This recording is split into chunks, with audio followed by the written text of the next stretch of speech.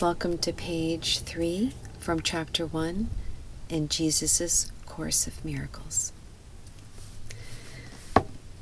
The disciples were specifically told to be physicians of the Lord and to heal others. They were also told to heal themselves, and were promised that I would never leave them or forsake them. Atonement is the natural profession of the children of God, because they have professed me. Heaven and earth shall pass away, simply means that they will not continue to exist as separate states. My word, which is the resurrection of the light, shall not pass away, because light is eternal. You are the work of God, and His work is holy, lovable, and wholly loving. This is how a man must think of himself in his heart, because this is what is. 28. Miracles are a means of organizing different levels of consciousness. Miracles can come from the below or subconscious levels. Revelations come from the above or superconscious level. The conscious level is in between and reacts to either sub or super conscious impulses on varying ratios. Consciousness is the level which engages in the world and is capable of responding to both. Having no impulse or impulses from self, and being primarily a mechanism for inducing response, it can be very wrong. Revelation induces complete but temporary suspension of doubt and fear.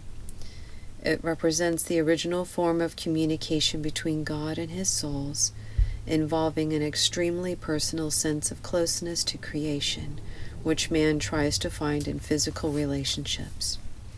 Physical closeness cannot achieve this.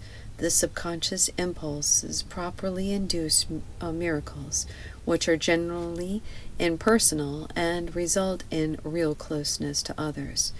This can be misunderstood by a personally willful consciousness as impulses towards physical gratification. Revelation unites soul directly with God.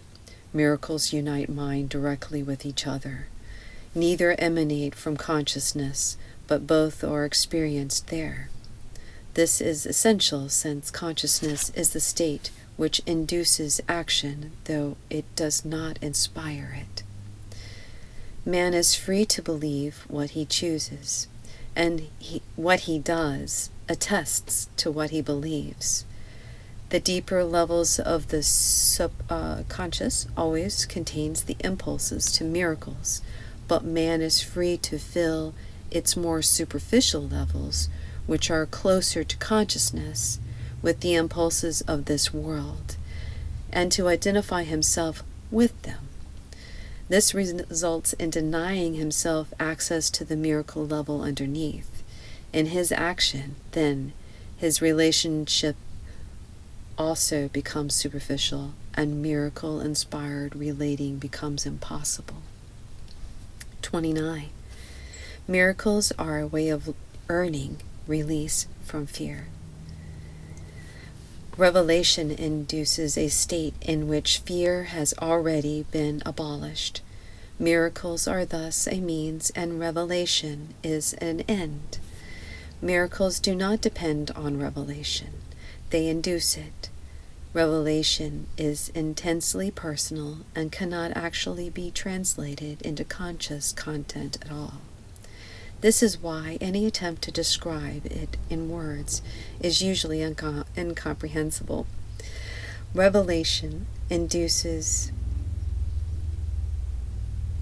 only experience. Miracles, on the other hand, induce action. Miracles are more useful now because of their interpersonal nature. In this phase of learning, working miracles is more important because freedom from fear cannot be thrust upon you. 30. Miracles praise God through men. They praise God by honoring His creations, affirming their perfection. They heal because they deny body identification and affirm soul identification. By perceiving the spirit, they adjust the levels and see them in proper alignment. This places the spirit at the center, where souls can communicate directly. 31. Miracles should inspire gratitude, not awe. Man should thank God for what he really is. The children of God are very holy, and the miracle honors their holiness. God's creation never lose their holiness. Although it cannot be hidden, the miracle uncover it. It brings into light where it belongs. Holiness can never really be hidden in darkness, but man can deceive himself about it. This illusion makes him fearful, because he knows in his heart it is an illusion, and he exerts enormous efforts to establish its reality. The miracle sets reality where it belongs. Eternally, reality belongs only to the soul, and the miracle acknowledges only the truth. It dispels man's illusion about himself and puts him in communion with himself and God. 32. Christ inspires all miracles, which are really intercessions. They intercede for man's holiness and makes his perceptions holy. By placing him beyond the physical laws, they raise him into the sphere of celestial order. In this order, man is perfect. The soul never loses its communion with God. Only the mind needs atonement. The miracle joins in the atonement of Christ by placing the mind in the service of the Spirit. This establishes the proper function of the mind and corrects its errors. 33. Miracles honor man because he is lovable. They dispel illusions about him and perceive the light in him. They thus atone for all his errors by freeing him from his own nightmares. They release him from a prison in which he has imprisoned himself.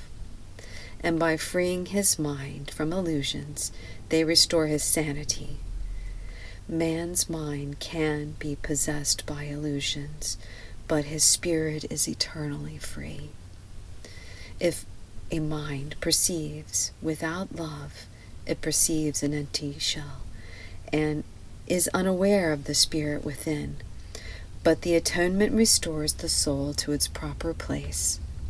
The mind that serves the spirit is invulnerable. 34. Miracles restore the mind to its fullness.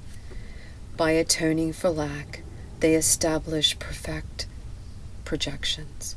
The soul, or the strength of the soul, leaves no room for intrusions. The forgiven are filled with the soul, and they forgive in return. It is the duty of the released to release their brothers. And that is the end of page 3.